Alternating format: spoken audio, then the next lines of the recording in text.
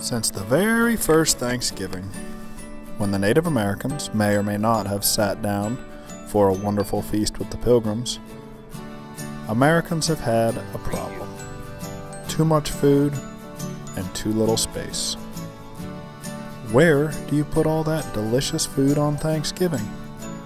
For centuries, Americans have started to fill their plate on Thanksgiving only to run out of room, thinking, well, I'll come back for that for later. The problem is later never comes. The belt's loosened, tryptophan kicks in, and Grandma's delicious sweet potato casserole goes uneaten for another year. Well, a wise man has created a solution to all these problems. Pay attention and you'll have a delicious Thanksgiving. This is known as the 40-40-20 plate creation system. With this system, 40% of your plate is devoted to turkey. You can heap up as much of that delicious turkey as you'd like, but don't go over the 40% threshold. Why 40% turkey? Well, turkey's delicious. It's our personal recommendation that you choose some part of the bird that has some of that delicious crispy skin. Next, devote 40% of your plate to stuffing. For the same reason, stuffing is a delicious food. Go for the stuffing that comes out of the bird, as this is the only true stuffing. If you're at a Thanksgiving dinner with something called dressing that hasn't been put into the bird, you can substitute that. But it's our personal recommendation that if you encounter a Thanksgiving meal that only is serving stovetop stuffing, get up from the table and walk away as quickly as possible. The last 20% of your plate will be devoted to other stuff. Now this can be anything else available in the spread. Green bean casserole, sweet potato casserole, whatever you find on the table, you try to pack that into the last 20%.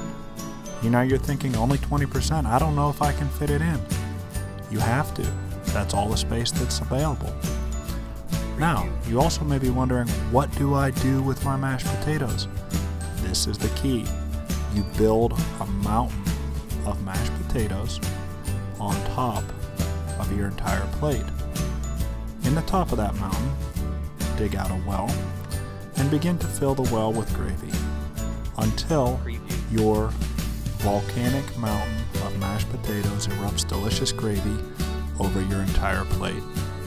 You're going to want to eat that as soon as possible, but your food is going to have soaked in that delicious gravy and you're going to be a happy camper.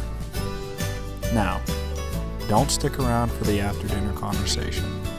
Get up from the table as soon as you're done eating, stake out a spot on the most comfortable couch in the house, sit down in front of the football game, and fall asleep.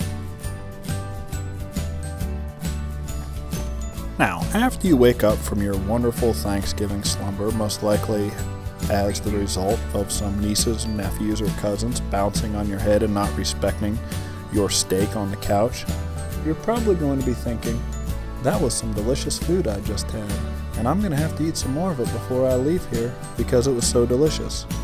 The problem is that you're not really hungry, so you're going to need to change it up a little bit. The Pilgrim Sandwich is the perfect solution to that problem. To build a perfect Pilgrim Sandwich, start with a loaf of unsliced Italian bread.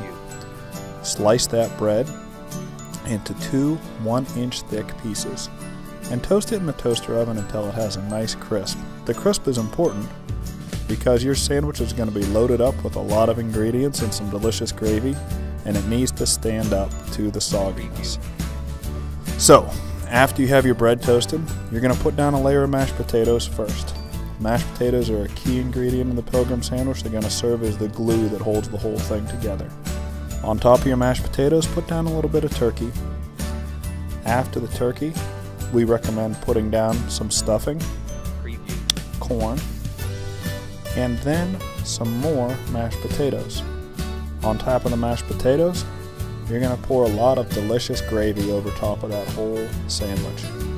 Now, the key here is that you layer your top bun, your top piece of bread, with either some cranberry sauce or some butter. We give you the option because not everyone likes the tartness of the cranberry sauce. So if you're in that camp, go ahead and put down some butter. put your top bun on top of the sandwich, and get ready for a delicious cap to a wonderful Thanksgiving day. Happy Thanksgiving, everyone.